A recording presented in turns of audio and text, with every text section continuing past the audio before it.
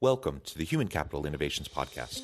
We're your source for personal, professional, and organizational growth and development, where we share original research, explore industry trends, and interview executives and thought leaders from across the globe. We hope you join us often for practitioner-oriented content around all things related to leadership, HR, talent management, organizational development, and change management. Maximize your personal and organizational potential with Human Capital Innovations Podcast.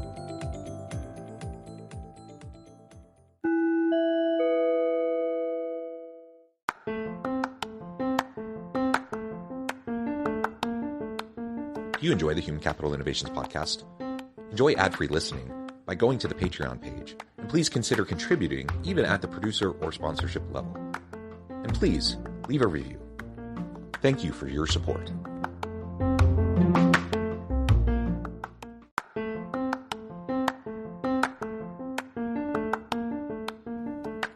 Welcome to the Human Capital Innovations Podcast. In this HCI Podcast episode, I talk with Dan Bruder about connecting employees with their company's direction, mission, and purpose.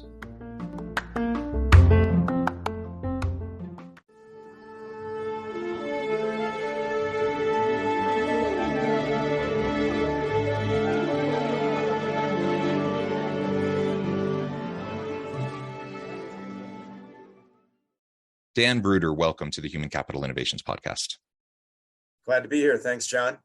It is a pleasure to be with you. You're joining us from Colorado. I'm south of Salt Lake City in Utah.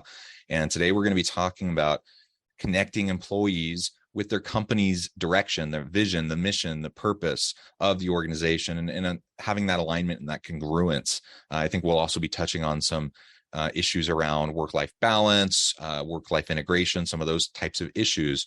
And so I'm just really thrilled to have the opportunity to talk with you today, Dan. As we get started, I wanted to share Dan's bio with everybody. Dan Bruder is co-founder and CEO of Blendification, created Blendification to harmonize work and life. Dan originally developed and enhanced the Blendification ethos by delivering the strategy whiteboard and personal whiteboard programs through conventional consulting, teaching in MBA and executive MBA programs, and authoring the Blendification TEDx talk with over 225,000 views. Today, Blendification is aligning system book businesses to focus with employee software apps with the DIY software, the same strategy framework used for business planning and execution. The strategy whiteboard app is applied to employees' personal growth and development, creating a natural and complementary connection between work and life. This strategy whiteboard app with Blendification is also a popular pursuit that he is continuing to develop. It's a pleasure again, Dan, to have you. Anything else you would like to share with me or my listeners by way of your background before we launch on into the conversation?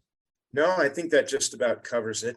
Definitely on a pretty focused pursuit now in order to help businesses really take a seat at the table in creating positive impacts on our employees, customers, and communities. You know, I think business has kind of been lost in the shuffle. And I think businesses really should be at the forefront of creating greater impacts on society. I completely agree with that. And I think we know that increasingly employees expect, even demand that of their organizations. They want to work for companies where they're making a difference, where, you know, not only do they derive meaning and purpose in the work that they do, but that their work actually matters in some grander scheme. And that's, you know, can be a challenge because frankly, the way work has been designed in the past, the way many jobs have, you know, been designed and functioned, they've been, you know, designed for efficiency more than meaning, purpose, and impact. And what we know now with the great reawakening, the great reevaluation, the great resignation is that people are leaving. A third of the workforce has left in the last year to look for other options. And in many cases, that is really due to the fact that they just want to do something that aligns better with their values, their priorities, where they have opportunities to grow and develop, and where they can make a difference in the work that they do. Yeah, I think you hit on it, man. I can't believe that 30%. I've heard a lot of numbers, but if a third of the people have left their jobs, that means we're not doing something right. And I think it goes really deep. A lot of people are saying, well, we're not paying them enough, or, you know, the new gen, you know, the millennials or the Gen Zs, they just think differently. So I've heard all the excuses But if you really start peeling away the onion, I think the real core of this is that work serves a very substantial and significant need in people's lives. And that was severed, particularly with COVID. It was going down that direction. But that connection to something meaningful and that connection to other people, if we look from a psychological perspective and we look at human beings, our core desire or our primary driver is this need to connect and belong. And work has kind of served that need without ever getting any credit for that. And then when people could no longer connect to other human beings and felt like they weren't belonging to something significant, they said, boy, I can be productive and I can go work anywhere. So what we saw is this, let's trade our cards here and go somewhere else. And I think the real issue that is facing business today is that it is not serving the basic primary needs of humans. And then they wonder why they're leaving to go find and fulfill that need. And that's what we need to be solving, not about, hey, let's pay more money. Now, I think we need to pay more money, but that's just kind of covering up the real issue. Yeah, I think that's right. You have to pay people fairly and equitably, and they have to feel like they're being adequately valued. But beyond that, once you take care of the kind of that baseline, it's these other factors that play a much bigger role in whether or not someone's happy at work, engaged at work, productive, and whether or not they're planning on sticking around at work. So we definitely need to focus on those other things. Now, I know you do obviously a lot of work around this work-life balance, work-life integration kind of idea. Tell us a little bit more about what you're doing and, what your thoughts are around work-life balance, work-life integration. People talk about it as a myth. Other people put it as like a top area of focus. How do you approach it? Well, I think we have to look at what work-life balance means or what it has done. And in my experience over the last several decades, work-life balance has really been a way to create a barrier between work and life. I never heard anybody say, I need more balance, I need to spend more time at work. It's always been demonizing work. And now we have, there's millions of people now that look at work as something that is not fun, shouldn't be fun, and a waste of time and something we should avoid. But the truth is we all spend most of our waking time, almost 50% of our waking time in work or work-related activities. So if we have any ambition, or much more, right? Or right. And some people, yeah. So if we have any ambition or passion in our life, we probably should be looking at work as a vehicle in order to fuel that passion or realize our potential. So I think work-life balance, as it has been portrayed over the last several years, has been a real disservice to what most people do with most of their life. It's created a wedge. So now we have to unwind that. And, a lot of times when we look at work, especially today, we see work-life balance and we put it in the same category of work-life blend. And they're actually very, very different. And, there's that work-life integration. We tend to use work-life blend. I think that is more relevant. And but the truth is work-life balance is much different than work-life blend. Work-life balance is creating a barrier and believing that we can be two different people. Work-life blend is let's look at our work as an opportunity to pursue our potential and create meaning in our lives, and then do that through our work. And from a leadership perspective, if you have HR managers, it's how do we embrace our employees and how do we engage our employees such that the employees, what they're looking for is similar to or aligned with what the company is looking for. And when we create that connection, that's when we have work-life blend. The company benefits, society benefits, human beings benefit. So that's what we're really looking at. So the whole idea of work-life blend is much more powerful than work-life balance. And I think we need to move very, very rapidly away from this derogatory statement of work-life balance.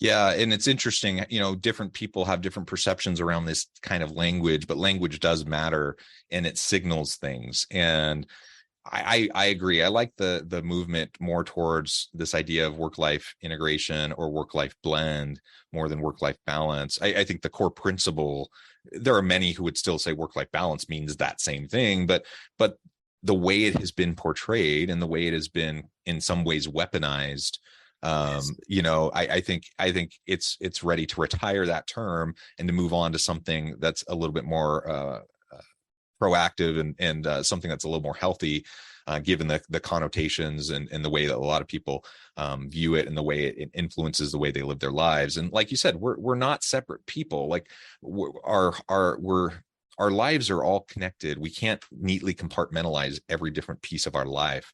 They all go together. And when I show up to work, I'm bringing with me all the stuff that has happened, since the last time I was at work. That's happened at home or with my friends or in my community.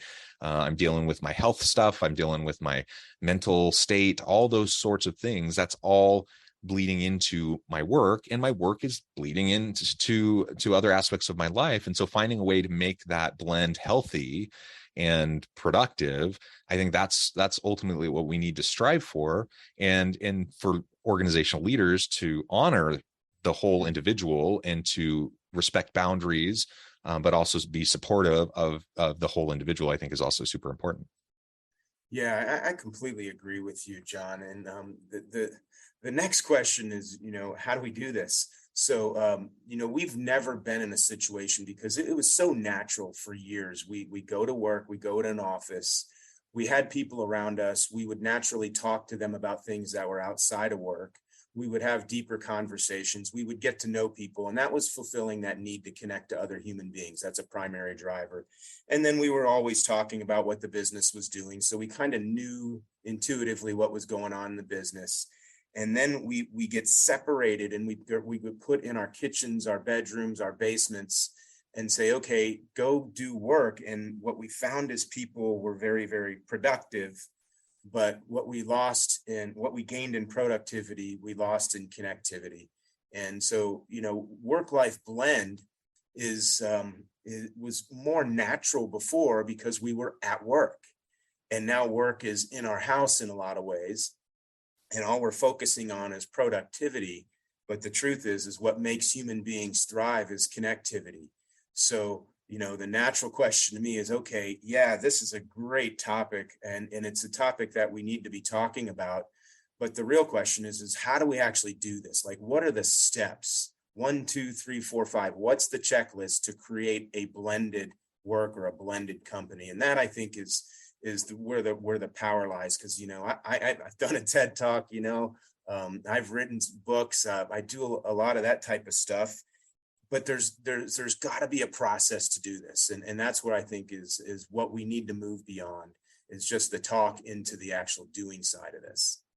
Yeah, so let's get there now and talk a little bit more about how we can help our employees to have that connection, that congruence between their personal purpose, meaning fulfillment, and the vision, the mission, the purpose of the organization, and how we can help support as leaders that connection amongst our team, especially if they happen to be distributed, virtual or hybrid kind of work arrangements.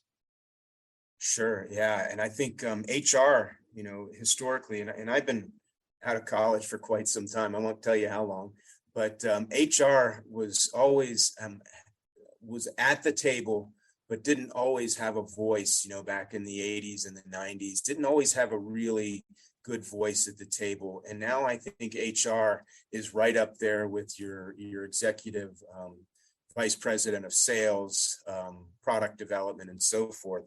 So I think the HR side is really driving this, because we've seen so many external impacts technologically and socially.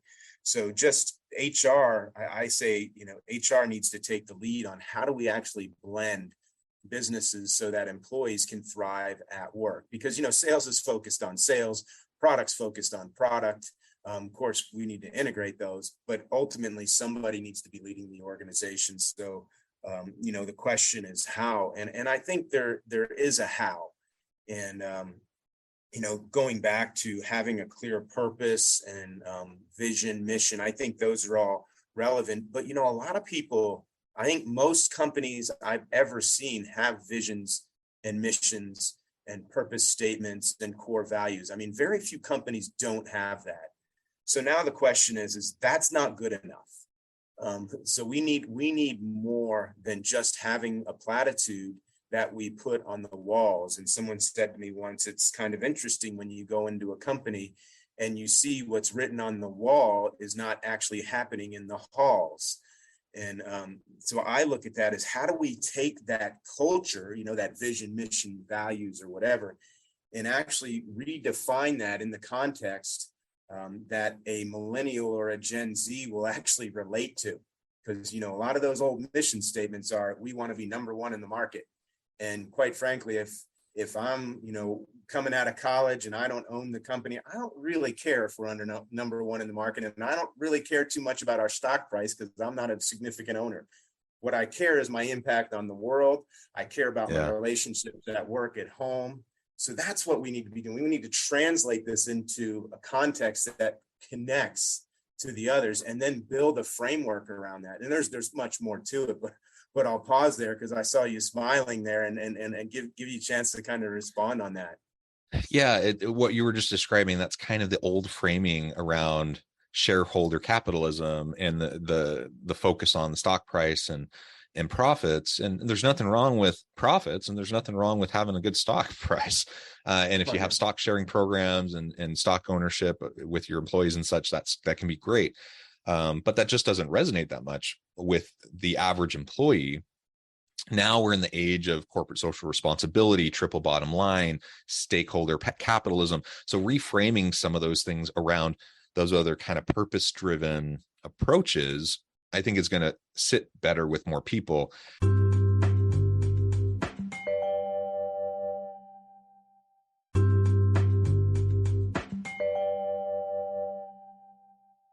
Like you said, younger employees, younger millennial, Gen Z, they absolutely don't care. I mean, this is a generality, but generally speaking, they just don't care if you're number one in the market. They do care if they're doing something that matters and that they're making a difference in the world and that they're having a chance to develop themselves and grow in their career. They do care about that. And so let's translate into something that makes sense to them. But I think about myself, I'm 43, so I'm certainly not a millennial. I'm kind of late stage Gen X, or some people call it Zennial, right between that Gen X and millennial age. And I'll tell you, I've never cared. Like if someone, says, we want to be number one in the market, I'm like, well, great. And I want you to be successful. And I'm going to do everything I can to help me, my team, and the organization be successful, but not because I want us to be I don't care about us being number one in the market. I want us to bring value to the market, but I want us to do things well. And I want us to treat people well. And I want us to do all those sorts of things and make a difference in the world. And so I think there are many people throughout the age spectrum that care about the exact same things and have largely been ignored for a long time. And now they're just with the influx of millennial and Gen Z workers, now that, companies are starting to pay a little bit more attention to that disconnect perhaps, and how we might need to try to realign. Yeah, you said something that resonated with me a little bit, talking about employees, stakeholder capitalism, and then employee growth. So what I think the stakeholder capitalism movement misses the employee. So we really need to be looking at three things. The company needs to succeed. It needs to positively impact its communities, and the employee needs to experience growth. So what we're talking about, shareholder capitalism, which I agree with you that, the truth is if we don't have return on shareholder value or cash flow, we don't have a company. So let's just be really, really clear that we have to maximize shareholder value, but not at the expense of other things. That's this idea of blendification is that, we can do more than one thing. So we have shareholder growth or company growth. Then secondly, we have what's our impact on the community? The stakeholder capitalism focuses all on that side of it to some extent. I mean, there's obviously some other aspects to it, but what we really need to do is now look at the individual inside the company and say, how can you pursue your human potential through work? And how does what I do as an HR leader or as a manager, how do I become that catalyst to help you grow, learn, and develop here in the confines of the structure of this business, so that we allow the company to thrive, you're thriving, and the community is benefiting as well. And I think that's another concept around blendification. We are very, very complex species, the human beings. We can do more than one thing. And I say, let's embrace this concept of these connecting. So all of what we're talking about here, that purpose, that vision and mission, we need to translate not just into the context of what the business does for itself and for the community, but also what it does for the employees. And we call that a statement of intention for our employees, customers, and communities. And so that's another aspect of blendification that I think sometimes we get lost. It's like all about we want to go solve climate change. But what about me, man? Me as a human being, I'm trying to become a better father. I'm trying to become a better spouse or better girlfriend. And work can help us with that. That's what I'm talking about. Absolutely. Absolutely. And the employee experience is just a huge, huge piece of that. Now, I'm a believer that triple bottom line or stakeholder capitalism necessarily should include the internal stakeholders in the organization, which are the people. But I get your point. And oftentimes organizations are so focused on the external stakeholders that perhaps they're neglecting the internal stakeholders. So we absolutely need to make sure we're continuing that focus so that we're meeting the needs of our people. Without our people, we're not anything. We're not an organization. We're not going to bring value to the market. And ultimately, that's what we need to try to do. Well, Dan, it has been a pleasure. I know at the time it has flown by. I'm going to have to let you go here in just a minute. But before we wrap up, I wanted to give you a chance to share with listeners how they can connect with you, find out more about your work, and then give us a final word on the topic for today. Great. I really appreciate it, John. This is a great conversation. And I think you and the audience within your podcast is really at the forefront of making a positive impact. It's really not going to be the head of sales. Like I said, it's going to be the HR leaders that take the time to implement a process for blending work and life such that, like I said, all these folks that we're talking about wins. Personally, I believe there is a process to do this, and we've created a process. And for anybody that's interested, they can go to our website at blendification.com, and we have a technology application that actually provides an opportunity for businesses to plan, grow, and develop, but then at the same time, using the same framework, allowing the business's employees to plan their personal lives using the same framework of the business. And ultimately, we create a convergence. And that's really what we're trying to do, is converge work and life as opposed to divide work and life. And I think the truth is we need technology to do it, because, we can't do this on, face-to-face meetings anymore. We need technology to be right there with people, to connect people. And that's really the next wave of business technology in my mind. Yeah, well said, Dan. Thank you so much. It's been a pleasure. I encourage listeners to reach out, get connected, find out more about what Dan and his team can do for you. And as always, I hope everyone can stay healthy and safe, that you can find meaning and purpose at work each and every day. And I hope you all have a great week.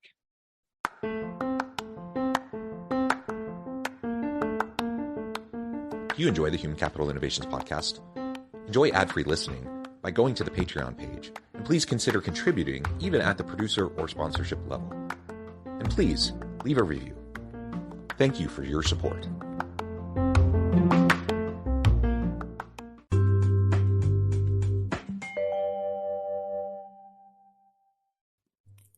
Thanks again for joining us for this episode of the Human Capital Innovations podcast. I hope you stay healthy and safe, and that you have a great week.